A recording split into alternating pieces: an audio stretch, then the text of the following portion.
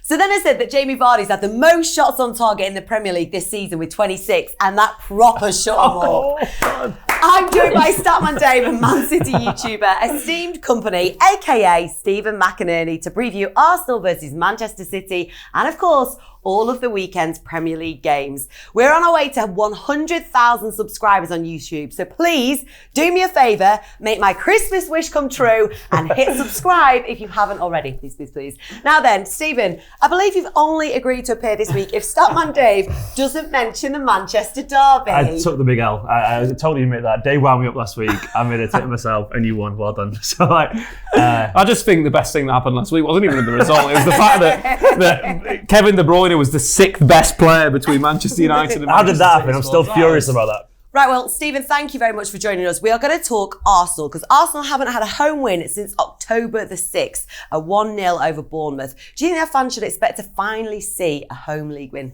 this weekend? No. They had a good win the other day, didn't they? So they're confident. Manchester City aren't confident. They probably never had a better chance to feel confident about playing Manchester City. I've got to eat a large slice of humble pie at the moment because I was going to say it could go. It could go their way. You know, they've had a big win. We're a little bit. Well, they were definitely rocky, and I'm nervous about this game now. So. Yeah, those 3 goals in 9 minutes for them. A lot can change in 10 minutes in football. And momentum can shift just like that. And Arsenal, they have good players. They have pacey players as well. And they are the kind of players that affect Manchester City in the moment. Whether they can be, and I'm going to bring that up and give myself some form of PTSD here voluntarily, whether they can be as effective as Rashford and James were is another question entirely. But and Lingard and Martial. Yeah, they're definitely capable, put it that way. They're definitely capable, so I am a little bit nervous. Frederick in midfield as well. Well, player. Right, sorry about this, Stephen. I thought self-inflicted there, wasn't it? Statman Dave, over to you then. What do you think Ljungberg has changed tactically in his 3 games in charge? Not a lot. Not really, no. Not really a lot at all. I think Arsenal, they won 3-1, but I think they were a little bit flattered by the scoreline. They were quite poor. They had no shots in the first half at all. Their XG numbers were terrible throughout the whole game. They had a little bit of a spell where it jumps up and they score 3 goals.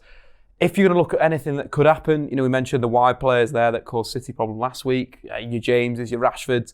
Nicolas Pepe looks like the only guy that can help them at the moment. He's the guy that can create something out of nothing. He scored a cracking goal off that right-hand side onto his stronger left foot. He basically created the second goal as well. And I think the second and third goals in that game, I just think without him doing something like that, that's like almost out of nothing, Arsenal are so poor on the ball at the moment. It's not a great reflection of a team if you're kind of dependent on one man, is it? Absolutely not. And I think what City have done well over the years is under Guardiola is press. And Granit Xhaka is someone that you can just press and he will just give the ball away. The amount of times he gave the ball away last week was just incredible in really poor areas. City will kill you if you do that to them. Mm-hmm. But at the same time, the pace out wide, that is an issue. So I think it could be quite an open game. I expect it to be open as well. I expect it to be a lot of goals in this one. It was weird because I think the City at times in the derby did show quite a bit of energy and stuff like that, but they didn't have the quality when it mattered. And as we're recording this, we don't really know how they got on against Dinamo Zagreb. I know it's a dead rubber of a game, but I suspect a few players will be rested for that. So we know we say this often when the team kind of loses, but I do think they'll be a little bit more focused. I think they have to be now. They've lost a couple of games. They have to be really, really on it. Arsenal are probably a pretty decent team to play against, largely. I know I'm not going to try and eat my words there, but hopefully, in general form, hopefully they're a good team to play against. There isn't also the added edge of a Manchester derby, so there isn't that kind of thing. And the one thing I was genuinely worried about a little bit is that if anyone, Solskjaer did at least get that, so he was probably going to be quite useful getting someone out there, and it was United fans actually in that team as well. So there isn't that added edge, So I'm hoping a little bit of naivety of Arsenal kind of cost them, but it ain't going to be easy. I don't think I've ever seen Statman Dave look so smug and happy, my time working with him. Looking at Arsenal's 11 from their 3-1 win over West Ham, and I should say at this point that we are recording before Arsenal's Europa League game, so if there are any injuries that happen then, we didn't know about them while we're recording this. So over to you, Dave. How do you think Ljungberg could set up against Man City? I think it could be an interesting selection. I think what United did well was sort of drop off into a deep shape in a way, and sort of in a way pin City's fullbacks. It was almost like a 4-2-4-0 shape where there were no real centre forwards there. You had Martial off the line, you had Lingard off the line, and it caused City a lot of problems with the movement on the counter-attack. City's fullbacks came in that central area, massive space. For Arsenal, obviously, you could expect that in terms of the natural width. You might even see Pepe move to the left-hand side and potentially someone brought in off the bench, or even Aubameyang going out wide right, and then Lacazette maybe moved into this central area. I think City struggled with that sort of interchange and those players linking in between the lines. The issue for Arsenal is defenders. Again, you're thinking Kolasinac came on for Tierney in that game, in their last league game that you mentioned before.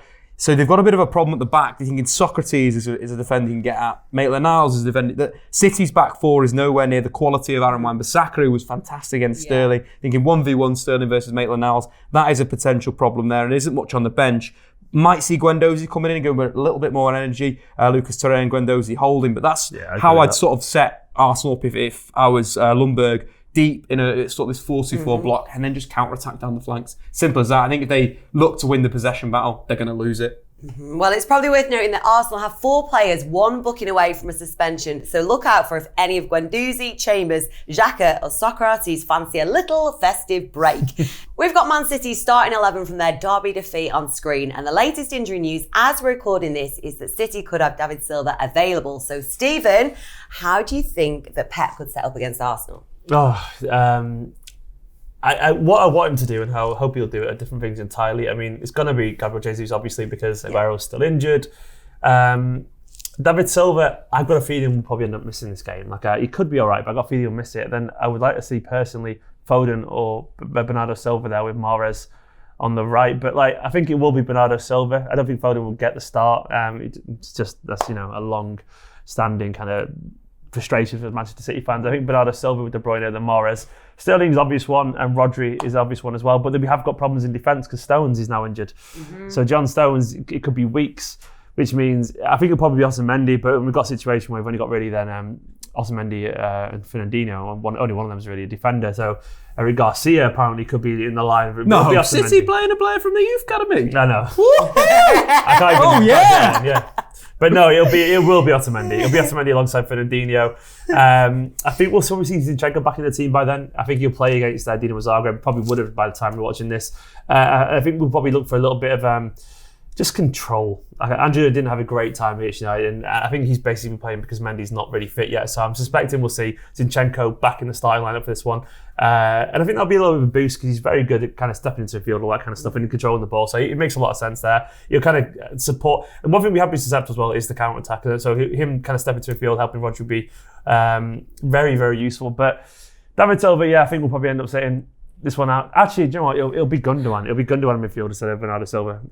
That's almost a given. And then Mahrez in the team? Mahrez, I think. I can see Mahrez maybe getting a go in this one, yeah. What I would want is Bernardo, but I think it will be Gundogan because he's got something on Pep, I reckon. I don't know what he's got on him, but what about a bit of a curveball? Gabriel Jesus, hot and cold. Bernardo, Sterling, through the middle. Either Bernardo or Mahrez on that left wing. It's possible, definitely. I think he will stick with Gabriel Jesus because I think you want to see if he can play his way into form, basically. And I think this is a perfect chance to play him. That's not the worst idea, It just feels like there's nothing that's drastically changed. I think Guardiola needs to maybe refresh things. I think Zinchenko's going to be massive coming back. But it feels like the forward line especially. If he was changing it for me, I would genuinely start looking towards next season already. In the league, I would probably I would start Foden. I'd be on that. I would give him a start. I probably would play Gabriel Jesus through the middle personally because we need to know anyway now if he's capable of stepping into Aguero's shoes. So we need to kind of give him a run of games, which he never usually gets. I would love to see Garcia play. I mean, it's not going to happen, but I'd love to see a centre-back there, a young centre-back with loads of ability. It's probably too much of a step. And I guess we're going to need to see if Cancelo can be actually useful as well, so maybe give him a go. Having said that, I do think that Walker will play, but because I think he's probably one of the most capable to deal with, so why Pepe got inside. But it'd be nice to see something with a little bit of variety, a little bit different, because the team does need a little bit freshen up at the moment, because it is looking a little bit stale. Having said that, would not be surprised if it's an entirely predictable 11 and the players that played against United, apart from the ones injured, just start. Even if they went on and had all those drinks on Saturday night after the derby. Ouch.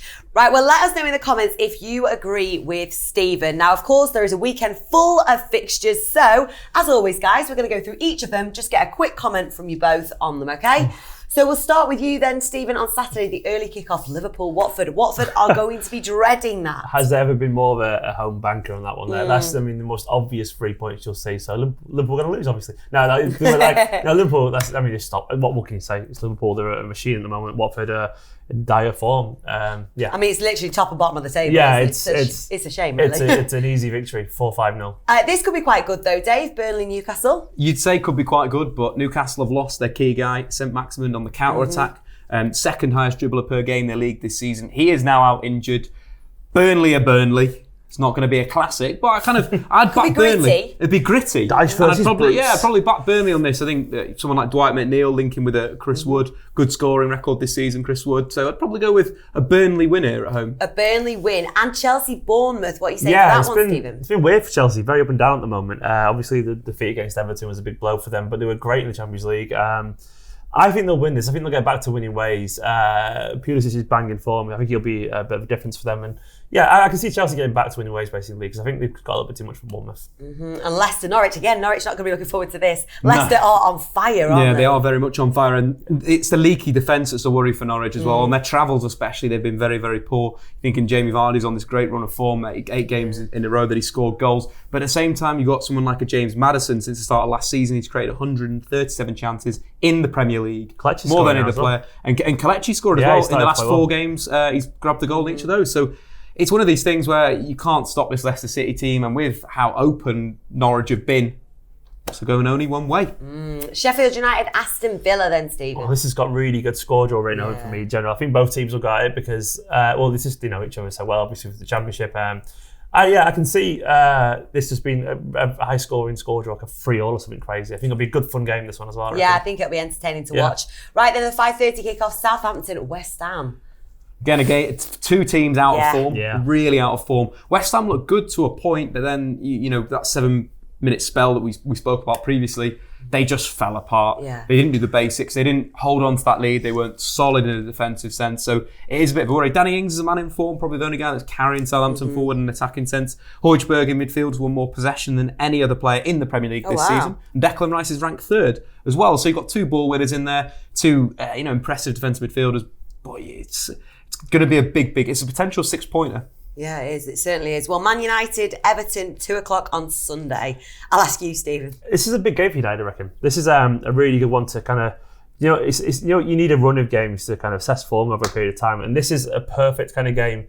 There's been narratives basically against Spurs and Man City. Obviously, it's Mourinho and it's Spurs, and then it's the derby. Well, so there's a narrative here, Stephen. Yeah, well, Duncan Ferguson scored more goals against Manchester United than any other team in Premier League history. I'm sure currently thinking about that right now. Yeah, he's thinking Duncan Ferguson scores goals. Everton looked good against Chelsea. 4-4-2, aggressive. But this is the kind of one that if they want to win this one to basically show that this is isn't like a little mini kind of boost. And I think they will win it. But this is genuinely a bit of a litmus test, I reckon. It's for a team like United, it's easier to win big games than it does smaller ones. So this will be interesting. But I still think United probably win. You think Man United are going to win? I think they will do, yeah. Right then, Wolves, Spurs, also another 2:00 kickoff. Another big game. Both teams are coming into form, you'd say. Heung-min Son was ridiculous last weekend. His goal was great. Burnley didn't really put a challenge in, but flying from your halfway line, fantastic. Wolves as well have turned a bit of a corner. Jota's back in the goals, a brace last week. Raul Jimenez has been unbelievable as a centre-forward, creative, goal scoring, the work rate off it as well. And then you've got Traore. So there's a lot of pace there that could cost Mourinho, time and position in the game. Thinking Spurs build with the back 3. That 3 I just mentioned there could see some counter-attacking properties. But Harry Kane as well. There's so many little narratives inside this. I'm probably going to go with an away win. It'll be a good game, that. Right, obviously we've had a look in depth at Arsenal, Man City, so we'll have a look at the Monday fixture. Crystal Palace, Brighton. Stephen. I think Brighton might sneak an away win. Really? Yeah, I've got a feeling. Brighton have been good this year. Yeah. Very nice on the eye. Yeah, I've got a feeling they will do. I'm not basing that on loads other than an instinct, but I've got... They are. Well, we know how that goes. Yeah, exactly, yeah. I'm only joking. It's when I think about it, it goes wrong. So, that's just my instinct. Now, Brighton, I like the football they play. I think Graham Potter's kind of got them in a good little spell currently. Palace are kind of up and down. What do you reckon? Yeah, no, I reckon Brighton, I think this is a type of game where Brighton will unlock the door. Palace, they do sit deep, they do lots of break. Wilfred Zaha is going to be a problem. But you're thinking Pascal Gross, you're thinking the centre forwards that have played there, Proper that's in there. There's a lot of quality in central midfield for them. So I expect Brighton to just, workmanlike, waiting for the right moment, opening the door, winning the game. We move on now. As this is not your first rodeo, you know what happens next, Stephen. So it is the Squawka Challenge. Here's the leaderboards. And of course, you're there in 4th place. You were given the opportunity last time you were here to either stick or twist, and boringly decided to stick. So I'm going to give you that opportunity again. You sit in 4th place. Would you like Steven McInerney to stick or twist? I think it's the same question as last time, and I think I'm equally as bad. And also, I've not thought about it. I got engaged on Sunday, so I've got a very good excuse. Congratulations! So I've not really thought about it. And you know, I'm quite happy with, I'd take 4 for Man City, so I think I'll take 4. I'm going to stake, but I promise you, right, I'll shake on hands on it. Next time. No, I'm not shaking because I don't believe him. Do you know what? That is the very first time here on Squawka that an engagement has been used as an excuse not to do the challenge. Well, listen, when we get you on next time, it's definitely happening. I'm making sure of that. Steven McInerney, thank you so much for joining us. Let the people at home know where they can find you. Esteemed Kompany, my YouTube channel, at Steven McInerney on Twitter. Thank you very much. Statman Dave, as I'm contractually obliged to call you. Thank you very much, as always, for joining us. Thank you to yourselves at home. Stephen and Statman Dave have talked about Mikel Arteta potentially managing Arsenal or Man City in the future on a video this week. So please make sure you give that a watch. The link is in the description and will be over my head around about now. Yeah, if you can see that. Now then, we are getting very close to 100,000 subscribers. So thank you. Round of applause. Round of applause. Thank you so much for being one of them. And if you aren't, make sure you do subscribe. Pop in the comments if you like what you've seen here this week. Myself and Statman Dave will be back with you at the same time next week.